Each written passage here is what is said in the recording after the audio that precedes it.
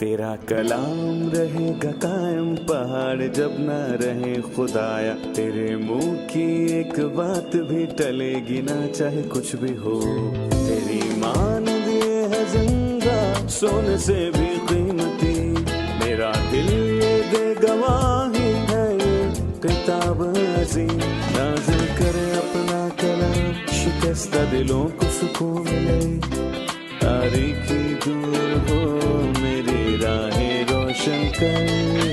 दिल अपना कलाम कसरत से ए खुदा बदल दे, रिहाई दे कसरत से फल मिला। कलाम रहेगा कायम पहाड़ जब ना रहे खुदाया, तेरे मुंह की एक बात भी टलेगी ना चाहे कुछ भी हो। अजीज नाजरीन, मैं अयाज ज़रीफ आप तमाम देखने वालों को हमारे रोज़ के बाइबली मुतालियाती प्रोग्राम की नई किस्त में खुशामदीद कहता हूँ। अभी हम इमसाल की किताब का मुताला कर रहे हैं और ये अहद कदीम की तीसरी शायराना किताब है और हम इसके तीसरे बाब पर पहुँच चुके हैं। प्रोग्राम के आगाज़ से पहले मैं खुदा के खादमीन का स्टूडियोज़ में खैर मकदम करूँगा। भाई मोइन बशीर खुशामदीद। शुक्रिया भाई असाम खुशामदीद। बहुत शुक्रिया। और स्टूडियो में मौजूद दीगर मेहमानों को भी खुशामदीद। मैं सबसे पहले तीसरे बाब की चंद आयात पढ़ना चाहूंगा, फिर मैं भाई मोइन से सवाल करूंगा। ऐ मेरे बेटे, मेरी तालीम को फरामोश ना कर, बल्कि तेरा दिल मेरे हुक्मों को माने, क्योंकि तू इनसे उम्र की दराजी और पीरी और सलामती हासिल करेगा। शफकत और सच्चाई तुझसे जुदा ना हो। तू इनको अपने गले का तौक बना और अपने दिल की तख्ती पर लिख लेना। यूं तू खुदावंद और इंसान की नज़र में मकबूलियत और अक्लमंदी हासिल करेगा। सारे दिल से खुदावंद पर तवक्कल कर और अपने फहम पर तकिया ना कर। अपनी सब राहों में उसको पहचान और वो तेरी रहनुमाई करेगा। तू अपने ही निगाह में दानिशमंद ना बन। खुदावंद से डर और बदी से किनारा कर, ये तेरी नाफ की सेहत और तेरी हड्डियों की ताजगी होगी। अपने माल से और अपनी सारी पैदावार के पहले फलों से खुदावंद की ताजीम कर। यूं तेरे खत्ते खूब भरे रहेंगे और तेरे हौज नई मै से लबरेज होंगे। भाई मोइन, मैं खुदावंद के कलाम और उसकी मोहब्बत के बारे में जानना चाहता हूँ। यहाँ पर खुसूसन जवानों से बात की गई है। उसने है मेरे बेटे कहा, खुदावंद और खुदावंद के कलाम से मोहब्बत रखने पर हमारी ज़िंदगी और हमारी जान पर क्या असर होता है? मैं कहूँगा कि नौजवानों के लिए ये हुक्म मोहब्बत करने वालों की तरफ से है और ये हमारे लिए बोझ नहीं। और पहले हिस्से में लिखा है, ऐ मेरे बेटे। उसने आम लोगों की बात नहीं की, बल्कि उसने यहाँ पर बेटा कहा ताकि वो अपनी और अपने कलाम की मोहब्बत का एहसास दिलाए और ताकि हम ये वाज़ेह तौर पर जान लें कि खुदावंद हमारा खौफनाक नहीं और उसके अहकाम हमारे लिए बोझ नहीं। और इसका खुलासा है कि खुदावंद और उसके कलाम से मोहब्बत रखना, और खुदावंद ने यूहन्ना की इंजील में इस पर वाज़ेह तौर पर बात की। लिखा है कि जिसके पास मेरे हुक्म है और वो उन पर अमल करता है, वही मुझसे मोहब्बत रखता है। और इस किताब में अहमक का लफ्ज़ 25 मरतबा आया है और इसके साथ साथ इस हिस्से में दो तरफा खूबसूरत बातें बयान की गई हैं जी। और एक ता 12वीं आयत में 6 पैराग्राफ हैं और हर एक में 2 आयात हैं। और मैं कहूँगा कि ये खुदा के कलाम की खूबसूरत बात है और ख़ास करके इमसाल में हर पैराग्राफ में एक हुक्म है और इसके बाद एक वादा है, और हर ताकायत में एक हुक्म है और हर जुफ्त में एक वादा। और खुदा के कलाम में वाज़ेह तौर पर लिखा है, ऐ मेरे बेटे, मेरी तालीम को फरामोश ना कर, उसके अल्फाज और हदायत को, बल्कि तेरा दिल मेरे हुक्मों को माने और सिर्फ पता ना हो बल्कि दिल में रखे। यिर्मयाह में लिखा है, तेरा कलाम मिला और मैंने उसे नोश किया और तेरी बातें मेरे दिल की खुशी और खुरमी थीं। और दाऊद ने कहा, मैंने तेरा कलाम अपने दिल में रख लिया ताकि तेरे खिलाफ गुनाह न करूं, ये हुक्म है। और नतीजे में तो उनसे उम्र की दराजी और पीरी और सलामती हासिल करेगा। दर हकीकत हमें ये याद रखना चाहिए कि सुलेमान ने ये यहूदी जमीन पर रहते हुए लिखा। ये पुराने अहदनामे में हुक्मों को मानने का ताल्लुक पुराने अहदनामे से है और रूहानी तौर पर मैं कहता हूँ कि आपकी जिंदगी के जितने भी दिन हों, जो ईमानदार खुदावंद के अहकाम को मानने और अपनी सब जिंदगी के برسوں میں خوش رہتا ہے۔ کچھ لوگ زندہ ہیں پر ان کے برس موت کے ہیں، ٹھیک ہے، پر وہ اپنی زندگی کے سال سلامتی سے گزارتے ہیں۔ خدا ان پر مہربان ہوتا ہے۔ وہ خداوند کی مہربانی صحیح۔ سے سیر ہوتے ہیں۔ بھائی اسام 3 اور 4 آیت میں رحم اور سچائی کی بات کی گئی۔ مطلب ہم لوگوں کو یہ کہہ سکتے ہیں کہ شفقت اور سچائی کو ترک نہ کریں، پر مرکوم ہے شفقت اور سچائی تجھ سے جدا نہ ہوں۔ آپ مجھے شفقت اور سچائی کے بارے میں بتائیے۔ دیکھیں، بائبل کے مختلف حصوں میں شفقت کے مختلف معنی ہیں۔ مثلاً ایک معنی رحم ہے۔ جو مسکینوں پر رحم کرتا ہے وہ خداوند کو قرض دیتا ہے۔ عربی ترجمہ میں اس کے معنی اتنے واضح نہیں ہوئے، لیکن انگریزی ترجمہ میں اس کا مطلب ہے محبت بھری شفقت، محبت کے ساتھ شفقت کرنا، شفقت سے محبت کرنا، یہ دونوں اکٹھے ہیں۔ شفقت یہی ہے کہ میں کچھ دوں، اور محبت بھری شفقت یہ ہے کہ بہترین طریقے سے دینا، اور ہمیں چاہیے کہ لوگوں کے ساتھ ایسے ہی پیش آئیں۔ جی، دوسری جانب سچائی ہے۔ سچائی کے 2 معنی ہیں، ایک یہ کہ وہی بولیں جو سچ ہو، اس کے دوسرے معنی ایمانداری کے ہیں، اور جی، کہ سب ویسے ہی کریں جیسا کرنا چاہیے۔ دیکھیں، ایمانداری اس میں 2 چیزوں کا ذکر کیا ہے، نہ کہ بہت نرمی سے پیش آئیں، ایمانداری سے نہ آئیں، بہت سختی سے نہ آئیں۔ افسیوں کے 4 باب میں لکھا ہے بلکہ محبت کے ساتھ سچائی پر قائم رہ کر، یعنی ہماری سچائی اس طرح سے ہو کہ وہ اس کی سچائی کے مطابق ہو، جارحانہ انداز میں نہیں، جیسے کوئی پتھر پھینکے۔ لکھا ہے یوں تو خدا اور انسان کی نظر میں مقبولیت اور عقل مندی حاصل کرے گا۔ مقبولیت کے معنی ہیں خدا کی نظر میں خوشنودی حاصل کرنا، جی، کہ وہ خوش ہو، جو کہ یہ الہی اطمینان ہے۔ یہ الہی اطمینان ہے، سب لوگوں کو اس کی ضرورت ہے۔ جی بالکل۔ دنیا میں بہت سے لوگ اس کی تلاش میں ہیں کہ خداوند کی خوشنودی حاصل کریں۔ جس شخص کا خدا کے ساتھ رشتہ ہو، خدا اس سے خوش ہوتا ہے۔ بالکل صحیح۔ جی، وہ خدا میں خوش رہتا ہے، تو وہ خدا کے حضور کیسے مقبول ٹھہرتا دیکھیں، ہے؟ ان جی، دونوں میں توازن قائم کرنا ہی اس کی کنجی ہے۔ صحیح، اسی طرح شفقت سے پیش آئیں جیسے خداوند ہم سے اور لوگوں سے شفقت سے پیش آتا ہے، پر اس کے ساتھ ساتھ اتنی نرمی اختیار نہ کریں کہ چیزوں کا دھیان کریں، پر ظالم نہ بنیں۔ ہر وقت لوگوں کے ساتھ اصولوں کے مطابق ہی پیش نہ آئیں، ہر وقت ان پر تنقید نہ کریں، پر بہت نرمی بھی نہ کریں۔ ان دونوں میں توازن قائم صحیح۔ رکھیں۔ آپ کو ایک توازن قائم کرنا ہوگا۔ پر یہ کیوں کہا شفقت اور سچائی تجھ سے جدا نہ ہو؟ کون کس سے جدا ہوتا ہے؟ کون مستقل ہے اور کون بدلتا ہے؟ ہم بدلتے ہیں، ایسا ہی ہے کہ ہم سے ٹرین چھوٹ جائے یا ٹرین ہمیں چھوڑتی ہے بلکہ جی، ہم سے تاخیر ہو جائے۔ شفقت اور سچائی بھی ایسی ہی ہے، یہ ایک ٹرین کی طرح ہے۔ اگر ہم دیر کریں اور اپنا وقت ان کے ساتھ نہ ملائیں تو وہ ہم سے جدا ہو جائے گی۔ فضل کے دور میں شفقت اور سچائی مسیح میں ہے۔ بالکل۔ اگر انسان اپنا دل سخت کر کے مسیح کو چھوڑ دے، اس کو قبول نہ کرے، تو وہ اس سے جدا خداوند ہوتا ہے۔ اس کی جی، سب سے بڑی مثال ہے، وہ فضل اور سچائی سے معمور خدا ہے۔ صحیح۔ ہم وقفے کے بعد مطالعے میں آگے بڑھیں گے۔ ناظرین، ملتے ہیں ایک چھوٹے سے وقفے کے بعد، ہمارے ساتھ رہیے۔ شفقت اور سچائی خدا کی 2 خصوصیات ہیں۔ یہ دونوں باتیں مسیح پر پوری اترتی ہیں۔ وہی شفقت اور سچائی کا چشمہ ہے، اور وہ فضل اور سچائی میں بڑھتا گیا۔ اس کا ذکر لوکا 2:52 میں ہے۔ غور کریں کہ شفقت کا ذکر سچائی سے پہلے ہے۔ مسیح نے صلیب پر اپنی شفقت دکھائی، اور وہ سچائی سے حکومت کرے گا۔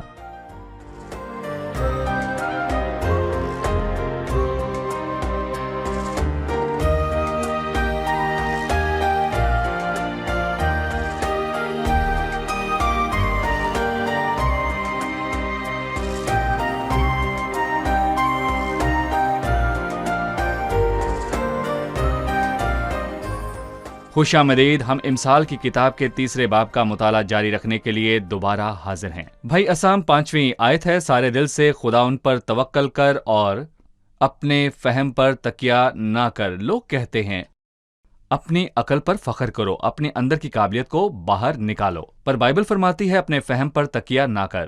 لہٰذا آپ ہمیں بتائیے، کیا اپنی عقل و سمجھ کا استعمال نہ کریں؟ دیکھیں، اس میں صحیح بنیاد پر فہم کا استعمال کرنے کی بات ہے۔ 5ویں اور 6ٹھی آیت کو 7ویں آیت کی روشنی پر پڑھیں۔ 7ویں آیت ہے، تو اپنی ہی نگاہ میں دانش مند نہ بن۔ کچھ لوگوں کو اپنے فہم پر فخر ہوتا ہے، وہ ہر چیز پر اپنا فیصلہ سناتے ہیں۔ کچھ نہیں بلکہ اکثر لوگ ایسا کرتے ہیں۔ جی، اکثر اوقات ہی ایسا ہوتا ہے۔ یہاں اپنے فہم کو استعمال نہ کرنے کے معنی ہے کہ خود کو ہی سب کچھ سمجھنا اور سوچنا کہ خدا موجود نہیں۔ یہ سوچنا کہ انسان کو سب سمجھ آتی ہے، وہ یہ بتانا چاہتا ہے کہ انسان کو صرف اپنے پاؤں کی زمین نظر آتی ہے۔ ایسی بہت سی چیزیں ہیں جو وہ دیکھ نہیں سکتے، بالکل جیسے کہیں کہ ٹریفک جام ہو، وہ بندہ اوپر سے دیکھ سکے، وہی اس کو ٹھیک کر سکتا ہے۔ ایک دوسرے کے سامنے موجود لوگ ایک ٹریفک جام کو درست نہیں کر سکتے، اوپر والے کو بہتر جی، دکھائی اوپر والے دیتا ہے۔ کو بہتر دکھائی دیتا ہے۔ یہاں وہ کہنا چاہتا ہے کہ خداوند پر بھروسہ کرو، وہ سب دیکھتا اور بہتر جانتا ہے۔ خداوند پر توکل کر۔ اس نے اپنے فہم کو برا نہیں کہا، اپنے فہم پر تکیہ نہ کر۔ اس کا مطلب کہ صرف انسان کا فہم اس کا سہارا نہ ہو۔ خداوند ہمیں کس طرح راہ دکھا سکتا ہے؟ وہ بے ترتیبی سے نہیں بلکہ اپنے فہم سے ہماری رہنمائی کرتا ہے۔ جو شخص خدا اور اس کے کلام کا فرما بردار ہو اور اس کی بھلائی پر تکیہ کرے، وہی اپنی زندگی میں برکت پاتا ہے۔ لکھا صحیح۔ ہے، اپنے فہم پر تکیہ نہ کر، اپنی سب راہوں میں اس کو پہچاننا ذہن کا ہم کام ہے۔ سوال کے دوسرے حصے پر چلتے ہیں۔ ہم اکثر سنتے ہیں خدا پر توکل کر، اس کے کیا معنی ہیں؟ خدا پر توکل کر، خدا ان پر توکل کرنے کا کیا مطلب ہے؟ اس کے متعلق آپ کی کیا رائے ہے؟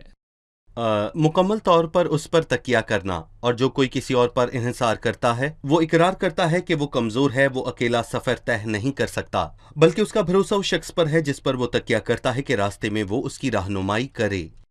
اور میں کہوں گا کہ اپنے راستے کے بارے میں سوچیں، لیکن اپنے خداوند پر کامل طور پر توکل کریں کہ وہ اپنی پاک مرضی کے مطابق آپ کی رہنمائی کرے۔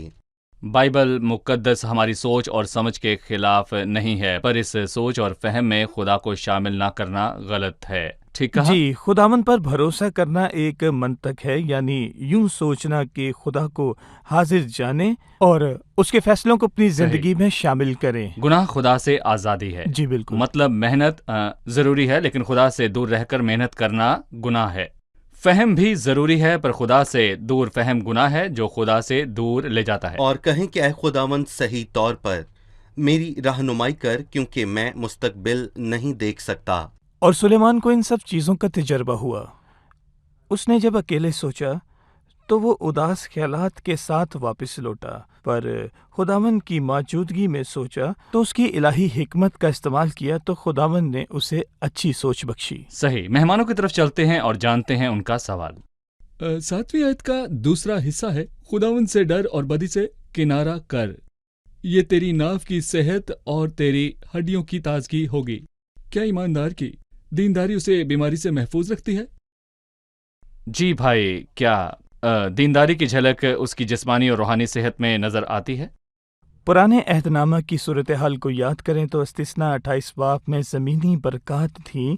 وہ خداوند کی طرف سے وعدہ تھا کہ اگر تو میری آواز سنے اور میرے حکموں کو مانے تو تیرا ٹوکرا اور تیری کٹوتی دونوں مبارک ہوں گے، تیری اولاد تیرے گھر میں مبارک ہوگی، سب کچھ اچھا ہوگا۔ پر اگر تو میری بات نہ مانے تو میں بھی اس کے خلاف چلوں گا۔ نئے عہد نامہ میں ہم نے سیکھا کہ خداوند کے ساتھ ہمارا رشتہ زمین اور صحت کے ذریعہ نہیں، یہ روحانی برکتوں کا رشتہ ہے جو زیادہ گہرا۔ پالوس رسول کی مثال لے لیں۔ خداوند پالوس سے خوش تھا، اس نے اس کو مکاشفات بخشے، لیکن اس کے ساتھ ساتھ اس نے جسم میں کانٹا چبویا۔ پرانے عہد نامہ میں شفا برکات کا طریقہ تھا، پرانے عہد نامہ میں یہ مختلف ہے، وہ بیماری کے ساتھ فضل بھی بخشتا ہے، اور یہ پالوس رسول کی ایک بہترین میرا مثال فضل ہے۔ تیرے لیے کافی ہے۔ جی کافی ہے۔ پالوس نے جواب دیا، میں بے عزتی میں خوش ہوں۔ وہ یہ سمجھ گیا تھا کہ حالات مختلف ہیں۔ اب نئے عہد نامہ میں آپ نئے عہد نامہ کو دیکھ سکتے ہیں، وہاں بہت سے لوگوں کی بہترین مثالیں موجود ہیں۔ پر کبھی کبھار ناپاکی کی وجہ سے روحانی بیماریوں کے علاوہ جسمانی بیماریاں ہوتی ہیں، مثال کے طور پر حسد، غصہ، تلخی اور لالچ۔ ان کا اثر ہماری روح کے ساتھ ساتھ ہمارے جسم پر بھی ہوتا ہے۔ جی بالکل بھائی، گناہ کے اثرات ہوتے ہیں، پر ہم یہ بھی نہیں کہہ سکتے کہ پاکیزگی کے اثرات اس کے برعکس ہوں۔ صحیح، لیکن ہاں، پاکیزگی ہماری روح اور جان کی صحت ہے، یہ خدا کے साथ रफाकत का नतीजा है हमारी जिस्मानी बीमारी बेहतर हो जाती है खुदा को जानने के बाद। हमारी ज़िंदगी रास्त बन जाती है, इसमें हसद और गुस्सा और परेशानी नहीं होती बल्कि अंदरूनी इत्मीनान और तसल्ली होती है, और हमारी नफ्सियाती सेहत भी बेहतर होती है। मैं ये कह सकता हूँ कि हमें उससे जिस्मानी कुव्वत मुदाफ़त मिलती है क्योंकि हमें मालूम है कि खुदावंद हमारे साथ है। हमारी ज़िंदगी में मुश्किल हालात भी हों तो भी बर्दाश्त करने की सकत हम में मौजूद होती इसमें है। रूहानी हकीकत मौजूद जी। है। पाकीज़गी और बदकारी इकट्ठे नहीं रह सकते। खुदावंद से डर और बदी से किनारा कर। खुदावंद का खौफ बदी से अदावत है। ये जी, दोनों इकट्ठे ये दोनों नहीं चीजें रह एक साथ सकते। नहीं रह सकती। इसमें रूहानी बढ़ोतरी है और इस बाब के शुरू में लिखा है कि वो बच्चा नहीं रहेगा बल्कि बड़ा होकर आदमी बनेगा, और ये तेरी नफ्स की सेहत जो बच्चों में होती है। और फिर लिखा है हड्डियों की ताजगी है, और मैं कहूंगा कि ये रूहानी बढ़ोतरी की अलामत है। आपने कहा कि पाकीज़गी और बदी एक साथ नहीं हो सकती।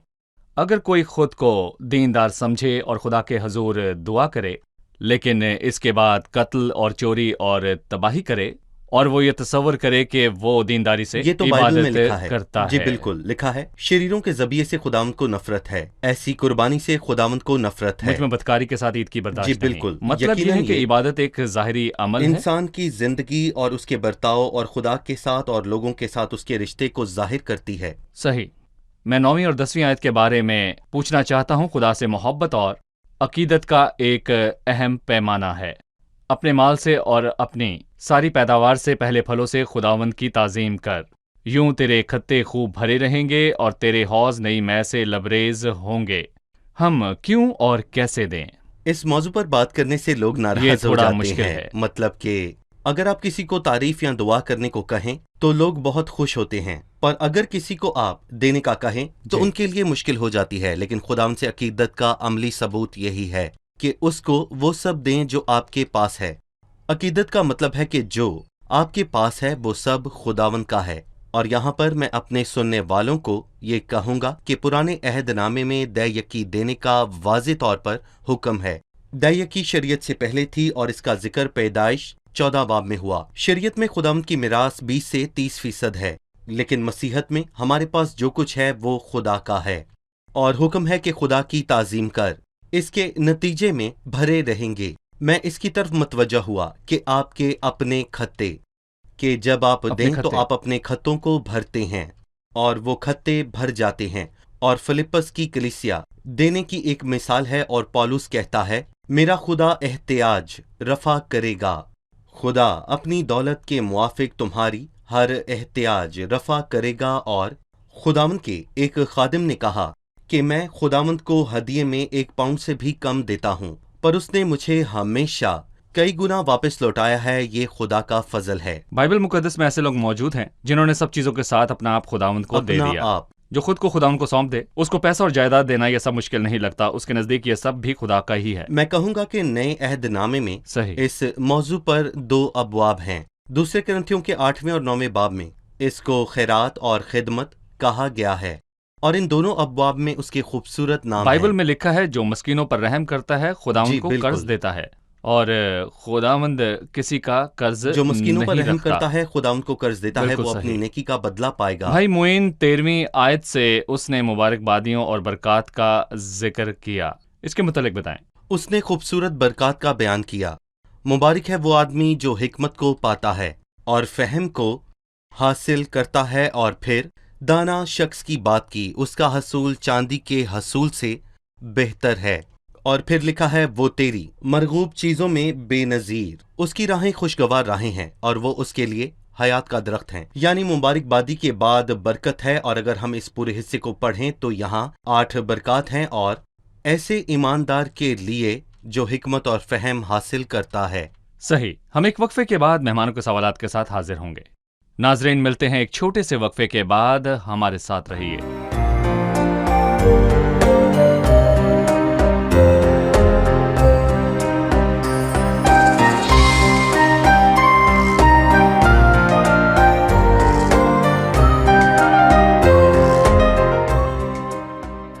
खुशामदीद। आइए चलते हैं मेहमानों की जानिब और जानते हैं उनका सवाल। मेरा सवाल 11वीं और 12वीं आयत से है। लिखा है, ए मेरे बेटे, खुदावन की तंबीह को हकीर न जान और उसकी मुलामत से बेजार न हो, کیونکہ خداوند اسی کی ملامت کرتا ہے جس سے اسے محبت ہے۔ تنبیہ سے کیا مراد ہے، اس کے متعلق ہمیں بتائیے۔ بھائی اسام، خداوند جس سے محبت رکھتا ہے اسی کو ملامت کرتا ہے، کیا تنبیہ کرنا سزا ہے؟ جب آپ کسی ایسے شخص کو دیکھیں جس کو کوئی سزا ملی ہوتی ضروری نہیں ہے۔ یہ اس کے والدین کی تربیت کا اثر ہے، جس کی سزا اور تلقین اور انعام سب کچھ اس میں شامل تھا۔ اس سب کا یہی مقصد تھا کہ وہ اچھا انسان بنے۔ خدا بھی ہمارے ساتھ ایسا ہی کرتا ہے۔ میں عبرانیوں کے خط میں لکھی اسی آیت کو پڑھوں گا۔ یہ 12 باب میں لکھا ہے، تم نے گناہ سے لڑنے میں اب تک ایسا مقابلہ نہیں کیا جس میں خون بہا ہو، اور تم اس نصیحت کو بھول گئے جو تمہیں فرزندوں کی طرح کی جاتی ہے کہ اے میرے بیٹے، خداوند کی تنبیہ کو ناچیز نہ جان، اور جب وہ تجھے ملامت کرے تو بے دل نہ ہو، کیونکہ جس سے خداوند محبت رکھتا ہے اسے تنبیہ بھی کرتا ہے۔ نئے عہد نامہ میں یہ بیان ہے، جو تم کچھ دکھ سہتے ہو جو تمہاری تربیت کے لیے ہے، خداوند فرزند جان کر تمہارے ساتھ سلوک کرتا ہے۔ وہ کون سا بیٹا ہے جسے باپ تنبیہ نہیں کرتا ہے؟ اور اگر تمہیں وہ تنبیہ نہ کی گئی جس میں سب شریک ہیں تو تم حرام زادے ٹھہرے نہ کہ بیٹے، مطلب ناجائز بیٹے۔ پھر لکھا ہے، بافل ہر قسم کی تنبیہ خوشی کا نہیں بلکہ غم کا باعث معلوم ہوتی ہے، مگر اس کو سہتے سہتے پختہ ہو گئے ہیں۔ دیکھیں، وہ صحیح۔ چاہتا ہے کہ ہم اس کی مانند بنیں، اس کی پاکیزگی میں شامل ہوں، جیسے کہ ایک باپ اپنے بیٹے سے پیش آتا ہے۔ صحیح۔ میں باب کے باقی حصے سے سوال کرنا چاہتا ہوں۔ ہم نے سیکھا کہ دنا بیٹا یا دنا شخص خدا کے فرمان کو بھولتا نہیں، نہ اپنے باپ کی تعلیم کو خیر جانتا ہے، شفقت اور سچائی اس سے جدا نہیں ہوتی، وہ خدا پر توکل کرتا ہے، اپنے فہم پر تکیہ نہیں کرتا، وہ دیتا ہے اور اپنی زندگی میں کثرت سے پاتا ہے۔ میں یہاں پوچھنا چاہوں گا کہ دوسروں کے ساتھ اس کے رشتے کا کیا اصول ہے؟ کیا اس حوالے سے کوئی فرمان موجود ہے؟ ہم اس کے متعلق بتائیں۔ جس کا ذکر 27ویں آیت سے ہوا ہے، بھلائی کے حقدار سے اسے دریغ نہ کرنا، جب تیرے مقدروں میں ہو، اگر کوئی ضرورت مند ہو اور آپ اس قابل ہو کہ اس کی مدد کرنے کے لیے دریغ نہ کریں۔ دوسری چیز کہ اس میں تاخیر نہ کریں، جب تیرے پاس دینے کو کچھ ہو تو اپنے ہمسایہ سے یہ نہ کہنا اب جا پھر آنا، میں تجھے کل دوں گا۔ کبھی کبھی آپ سوچتے ہیں کہ کل کے لیے یہ کافی نہیں ہے، مگر خداوند فرماتا ہے یہ کر دے۔ جب ایلیا سارپت کی بیوہ کے پاس گیا، اس نے روٹی کا ایک ٹکڑا مانگا۔ خداوند ہمارے مستقبل اور آنے والے دنوں کا ذمہ دار ہے۔ 29ویں آیت میں لکھا ہے، اپنے ہمسائے کے خلاف برائی کا منصوبہ نہ باندھ۔ دیکھیں، ہمیں اس کے لیے کوئی منصوبہ نہیں برا ماننا چاہیے۔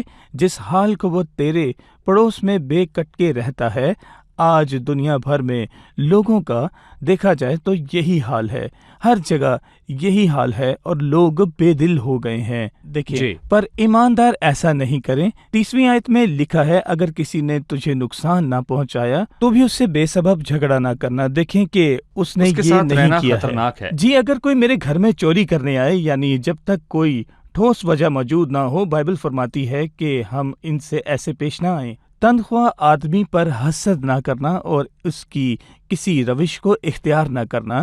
اگلی آیت میں اس کو اس طرح سے بیان کیا گیا ہے۔ 35ویں آیت میں لکھا ہے، دنا جلال کے وارث ہوں گے لیکن احمقوں کی ترقی شرمندگی ہوگی۔ آپ ان آیات میں کیا دیکھتے ہیں کہ دنا جلال کے وارث ہوں گے لیکن احمقوں کی ترقی شرمندگی ہوگی؟ در حقیقت یہ تمام آیات ایک دوسرے کے برعکس لکھی ہوئی ہیں۔ 32ویں آیت میں کیونکہ کجرو سے خداوند کو نفرت ہے لیکن راست باز اس کے محروم راز ہیں۔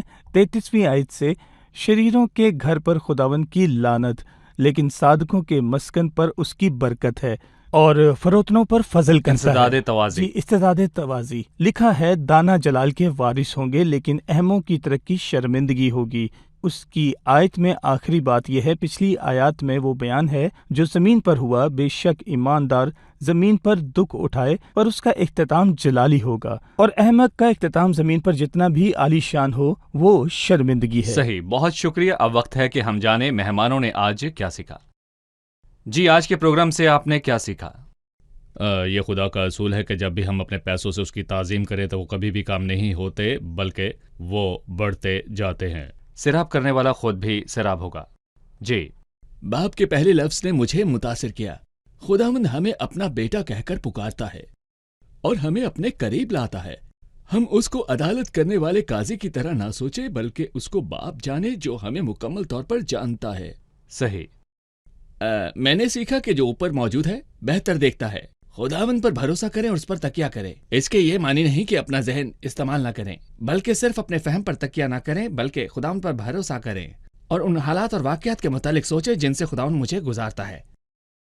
अपने पैसे से खुदावंद की ताज़ीम करने के लिए जरूरी है कि पहले मैं अपने आप को खुदा के सुपुर्द करूं, जैसे फिलिपियों के लोगों ने किया। उन्होंने अपनी हैसियत के मुताबिक बल्कि इससे भी ज्यादा दिया। सही। शुक्रिया, खुदावंद आपको बरकत दे। खादमीन का भी शुक्रिया। खुदा अगली आपको किस्त बरकत में दे। आपसे फिर मुलाकात होगी। आमीन।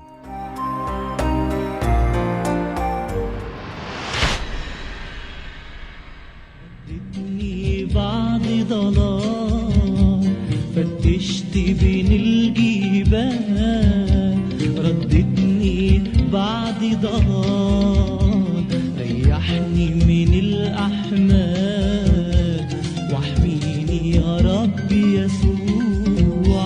فتشت بين الجبال، ردتني بعد ضلال، فتشت بين الجبال، ردتني بعد ضلال، ريحني من الأحمال، واحميني يا رب يسوع. يسوع يا نبع صافي، يا أحلى حضن دافي، ده حبك ليا كافي، عمري ما هرجع تاني. يسوع يا نبع صافي، يا أحلى حضن دافي، ده حبك ليا كافي، عمري ما هرجع تاني.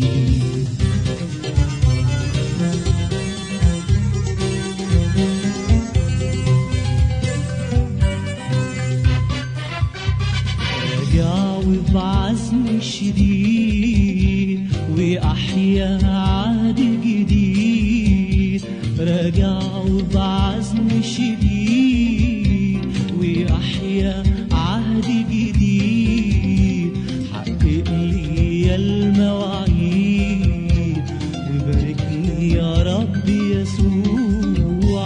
راجع وبعزم شديد وأحيا عهد جديد، راجع وبعزم شديد وأحيا عهد جديد، حقق لي المواعيد وباركني يا رب يسوع.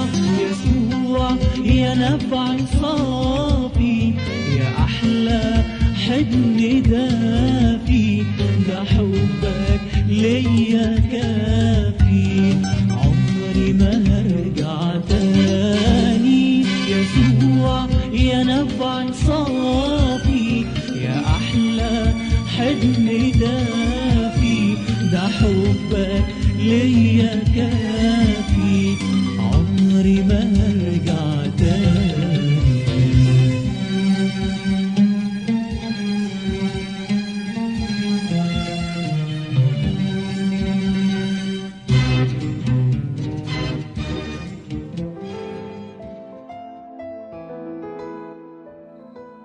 तेरा कलाम रहेगा कायम, पहाड़ जब ना रहे खुदाया। तेरे मुंह की एक बात भी टलेगी ना, चाहे कुछ भी हो।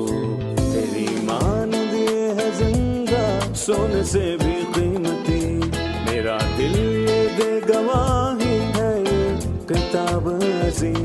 नाज़िल करे अपना कलाम, शिकस्ता दिलों को सुकून मिले।